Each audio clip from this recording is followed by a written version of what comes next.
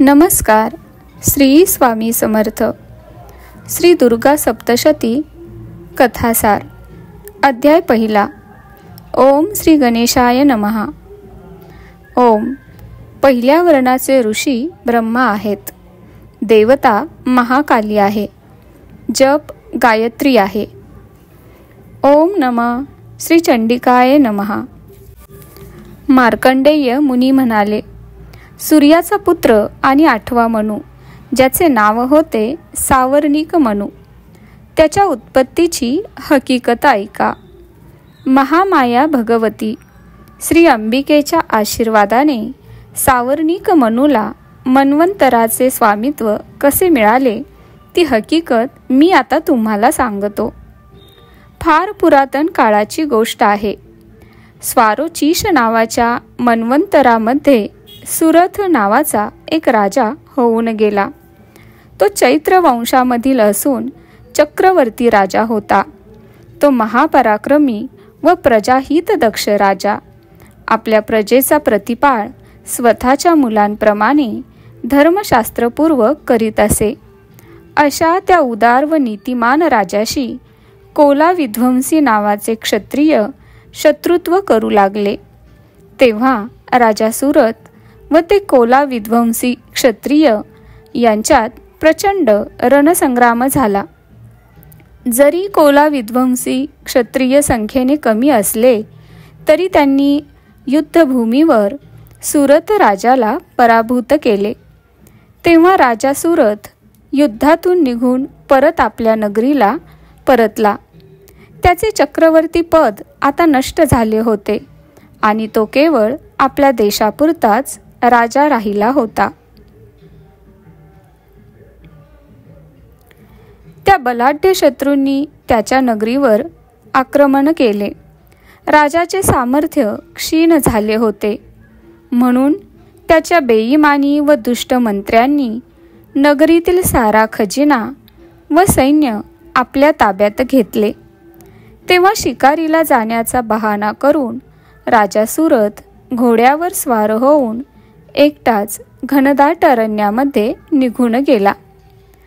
तेथे राजाने सुमेधा नावाच्या मुनींचा एक आश्रम पाहिला. तेथे वाघ, सिंह, लांडगे यासारखे क्रूर प्राणी आपली हिंस्र वृत्ती सोडून परमशांतीने व मित्रभावनेने राहत होते. मुनींचे कित्येक शिष्य त्या वनात फुलझाडे व बगीचा लावून वनाची शोभा वाढवित होते. तेथील ते प्रेमळ व प्रसन्न वातावरण पाहून राजा तेथे राहू लागला. त्या आश्रमात राहत असताना राजा सुरथ चिंतामग्न होऊन विचार करू लागला की न जाणो माझ्या नगरीची आता काय अवस्था असेल. माझे दुराचारी प्रधान न्याय आणि धर्माने नगरीचा कारभार चालवित असतील असे मला वाटत नाही. माझा प्रधान हाही शत्रूला वश होऊन कोणकोणते भोग भोगीत असेल कोणास ठाऊक. माझ्या कृपेने धन मिळवून सदा सर्वदा माझे अनुकरण करणारे लोक आता खात्रीने दुसऱ्या राजाची सेवा करीत असतील. मी अत्यंत कष्टाने जमा केलेला खजिना हे लोक चैनीत व भोगविलासात रिकामा करून टाकतील.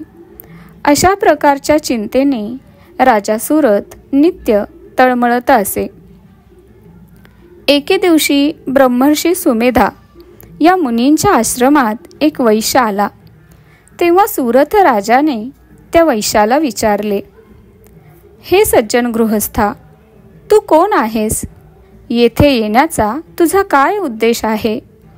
तू शोकाग्रस्त व चिंतातूर दिसतोस. सुरथ राजाने अशा प्रेमपूर्वक रीतीने विचारले असता विनम्र भावाने प्रणाम करून तो वैश्य म्हणाला, महाराज, माझा जन्म एका श्रीमंत वैश्य घराण्यात झाला. माझे नाव समाधी असे आहे. माझ्या दुष्ट बायकोने व मुलांनी द्रव्याच्या लोभाने मला घराबाहेर हाकलून लावले.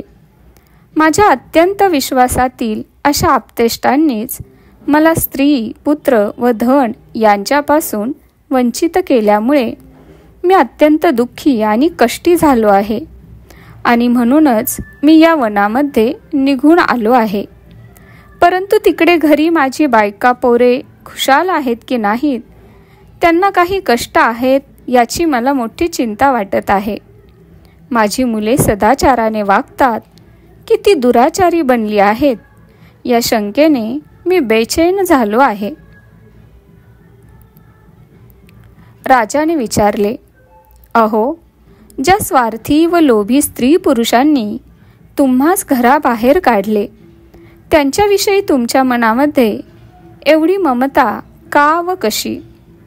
यावर समाधी वैश्य म्हणाला, आपण म्हणता ते सर्व खरे आहे, परंतु काय करू, त्यांनी जरी माझ्याशी प्रेमशून्य व निष्ठुर वर्तन केले असले तरी त्यांच्याबद्दलचे माझ्या मनातले प्रेम दूर होत नाही.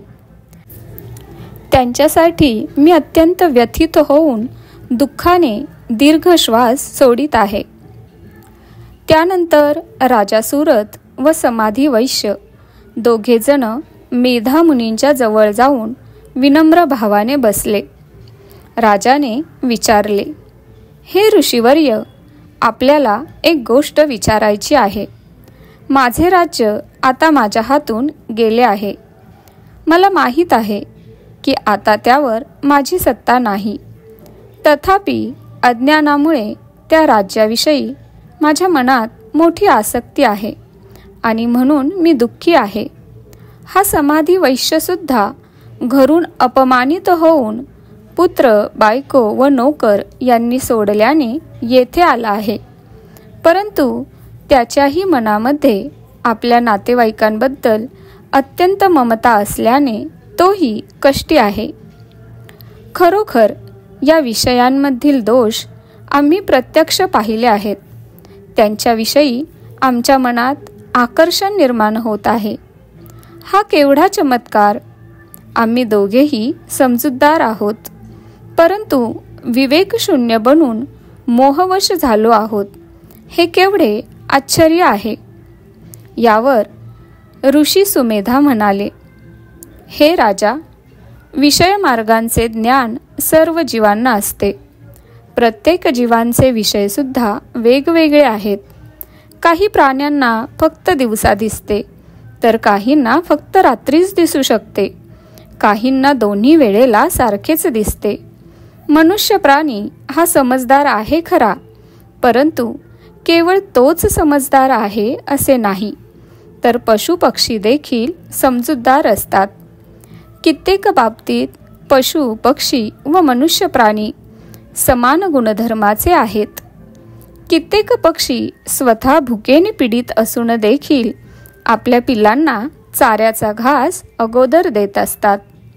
राजा, तुला माहीत आहे की नाही की आपण केलेल्या परोपकाराचा मोबदला म्हणून आपणास पुत्र लाभ व्हावा म्हणून कित्येक समजदार माणसांची अपेक्षा ही असतेच ना. तेव्हा त्यांच्यामध्ये जाणीव कमी नसूनही जन्म मरणाची परंपरा निर्माण करणाऱ्या महामायेच्या प्रभावाने मोहित होऊन ते ममतारूपी भोवऱ्यांमध्ये गिरक्या घेत राहतात. यात मुळीच संशय नाही. हे राजा सुरथ, सत्व, रज आणि तम यांची जी मूळ प्रकृती आहे तिलाच महामाया असे म्हणतात. विश्वातल्या एकूण एक प्राण्यांच्या बंधनाला व मोक्षाला तीच कारण आहे. सामान्य जीवांची गोष्ट जाऊ दे, परंतु ब्रह्मा, विष्णू, शंकर, इंद्र, वरुण, वायू तसेच गंधर्व, नाग, राक्षस, मनुष्य, पशु, पक्षी, वृक्ष आणि वेली असे सर्व चराचर तिच्याच सत्तेमुळे बंधनात पडतात आणि त्याचप्रमाणे ते मुक्तही होत असतात. सर्वांना मोहरूपी जाळ्यात गुंतवून तीच महामाया खेळवीत असते. आपण तर अतिसामान्य माणसे आहोत, पण ब्रह्मा, विष्णू, महादेव हे महाज्ञानी असतानाही तिच्या प्रभावामुळे राग व द्वेष यांच्या आहारी जाऊन मोहात पडतात आणि मग त्रिभुवनात फिरत राहतात. मोठ्या ज्ञानी पुरुषांना देखील ती महादेवी मोहवश बनवित असते. या अखिल सृष्टीची निर्मिती ती करीत असून ती प्रसन्न झाली म्हणजे मुक्तीचे वरदान देते. तीच पराविद्या, संसार बंधनाचा हेतू, चराचर सृष्टी व देवतांचीही अधिष्ठात्री आहे. राजाने विचारले, हे ऋषीवर्य, जिला आपण महामाया असे म्हणाला, ती देवी कोण आहे? त्या देवीचा प्रभाव, तिचे स्वरूप कसे आहे, ते आपल्या मुखाने ऐकण्याची माझी इच्छा आहे. यावर ऋषी म्हणाले, राजा ऐक. वास्तविक देवी अंबिका नित्यस्वरूपी आहे. हे दृश्य जगत तिचेच स्वरूप आहे. यद्यपि अखिल विश्वाला व्यापून ती भगवती देवी राहिली आहे, तथापि ती प्रसंगी अनेक प्रकारे प्रकट होत असते. जरी ती महामाया व अजन्मा, अरूपा, नित्य व सनातन आहे, तरी देवतांचे कार्य सिद्धीस नेण्यासाठी ती प्रकट होत असते. जेव्हा त्रैलोक्य जलप्रलयात विरघळून गेले, तेव्हा देवाधिदेव जनार्दन शेषाच्या शय्येवर झोपून गेले. त्या समयी भगवान श्री विष्णूंच्या कानातील मळापासून मधु व कैटभ या नावाचे 2 राक्षस निर्माण झाले. ते दोघेही राक्षस पाण्यातच राहत व पाण्यातच एकमेकांशी खेळ खेळत असत. एकदा त्यांच्या मनात असा विचार आला की कारणाशिवाय कार्य होत नसते. ही सृष्टीची परंपरा आहे. आधार घेतल्याशिवाय काहीही स्थिर होत नाही. तर मग हे सर्वत्र अमर्याद पसरलेले पाणी कशाच्या आधारावर आहे व ते कोणी बरे निर्माण केले असेल? आम्हाला कोणी निर्माण केले? आमचे माता पिता कोण असावेत? अशा तऱ्हेने ते दोघे विचार करीत असताना एकाएकी कैटभ बोलू लागला, अरे मधु, आपण पाण्यात ज्या शक्तीमुळे स्थिर आहोत तीच महाशक्ती याचे मूळ कारण असणार आणि आपण दोघेही तिच्यापासूनच उत्पन्न झालेलो असणार. त्यावेळी एकाएकी त्यांना अंतराळातून एक मोठी गर्जना ऐकू आली. त्या दोघांनी त्या गर्जनेचा शब्द लक्षात ठेवून त्याचे मनन सुरू केले. मग काही काळानंतर त्यांना आकाशात लखलखणारी वीज दिसली. तो निश्चित मंत्रच असावा असे जाणून त्या दोघांनी त्या मंत्राचा जप व ध्यान करणे सुरू केले. 1000 वर्ष लोटली तेव्हा ती परमशक्ती प्रसन्न झाली आणि त्या दोघांना वर देण्याच्या हेतूने ती आकाशवाणीद्वारे म्हणाली, हे दैत्य हो, मी तुम्ही केलेल्या तपश्चर्येमुळे प्रसन्न झाले आहे. तरी तुम्ही इच्छित वर मागून घ्या. तेव्हा त्या दोघांनी आम्हाला आमच्याच इच्छेप्रमाणे मृत्यू यावा असा वर मागितला. हा वर मिळाल्यावर ते दोघे अहंकाराने उन्मत्त होऊन जलचरांसमवेत खेळू लागले. खेळता खेळता त्यांची दृष्टी कमळावर पसलेल्या ब्रह्मदेवांवर पडली आणि मग त्या दोघांनी ब्रह्मदेवांना युद्धासाठी ललकारले. ते दोघे ब्रह्मदेवांना म्हणाले, तुम्ही युद्ध करणार नसलात तर हे कमळ आसन सोडून कुठेही निघून जा, कारण हे आसन तुमच्यासारख्या भित्र्या माणसांसाठी योग्य नाही. हे वीरांसाठीच उत्तम आहे. तेव्हा ताबडतोब उठा आणि ताबडतोब येथून निघून जा. त्यांचे ते तेव्हाचे असे बोलणे ऐकून ब्रह्मदेव काळजीत पडले. ते विचार करू लागले की मी तर तपस्वी आहे, मी यांचे पारिपत्य कसे करणार? म्हणून त्यांनी भगवान विष्णूजींना उठवण्याचा निर्णय घेतला. आता तेच मला संकटमुक्त करतील. त्यामुळे ब्रह्मदेव श्री हरींची स्तुती करू लागले. परंतु श्री विष्णूजी तसेच झोपलेले होते. आपल्या स्तुतीचा काहीही उपयोग होत नाही हे पाहून ब्रह्मदेवांनी ज्या शक्तीने विष्णूला निष्क्रिय बनवून ठेवले होते तिलाच रक्षणासाठी बोलावण्याचे ठरवले आणि मग ब्रह्मदेवांनी योगनिद्रेची स्तुती करण्याचे ठरवले आणि ब्रह्मदेवांनी योगनिद्रेची स्तुती करण्यास सुरुवात केली. देवी स्तुती. ब्रह्मदेव म्हणाले, देवी, तू स्वाहा, तू स्वधा व तूच वषटकार आहेस. ही सर्व तुझीच रूपे आहेत. जीवन देणारी अमृतसुद्धा तूच आहेस. नित्य अक्षर प्रणवरूप जो ओंकार, त्यात आकार, उकार व मकार या 3 मात्रा रूपाने तूच स्थिर झाली आहेस.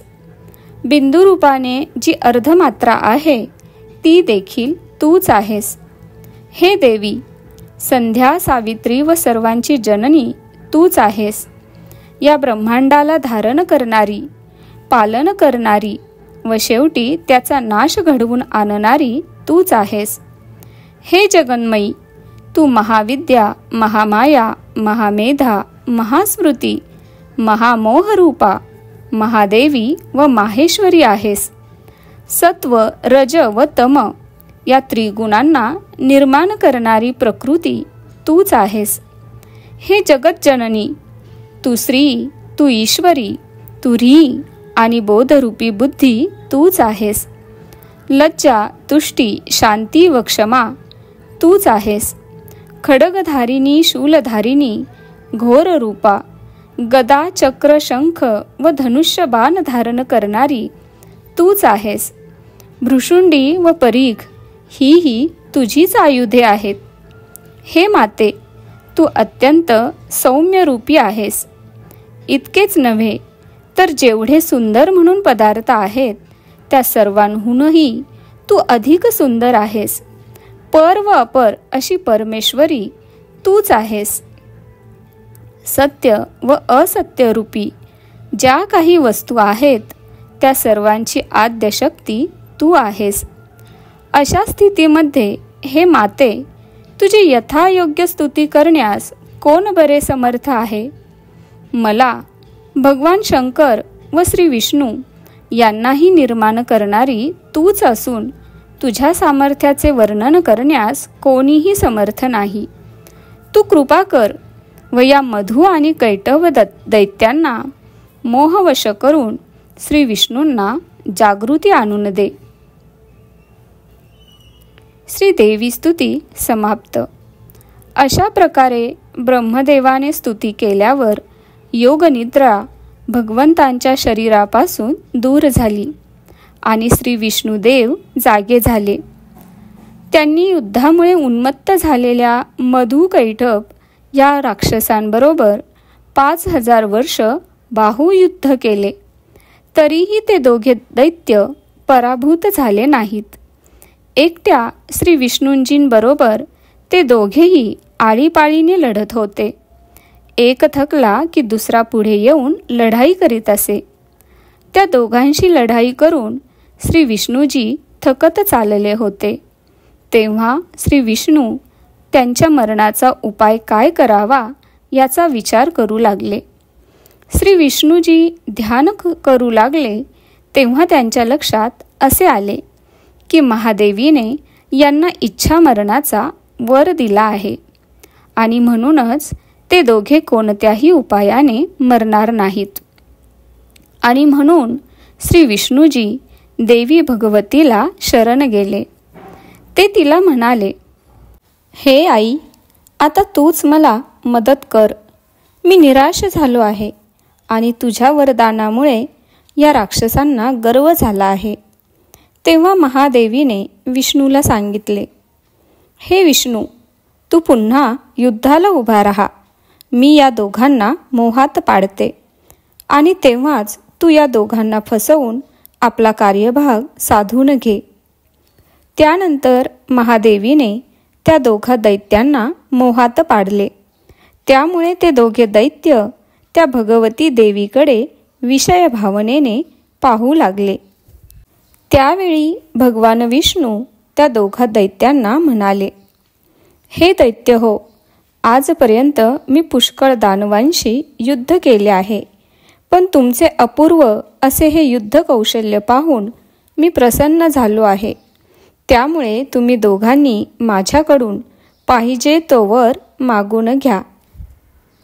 त्यावर ते दोघे जण आधीच कामभावनेने झपाटलेले असल्यामुळे त्या महामायेवरील दृष्टी न हलविता अत्यंत गर्वाने म्हणाले, अरे, आम्ही याचक नव्हे, दाता आहोत. तू आम्हाला काय वर देणार?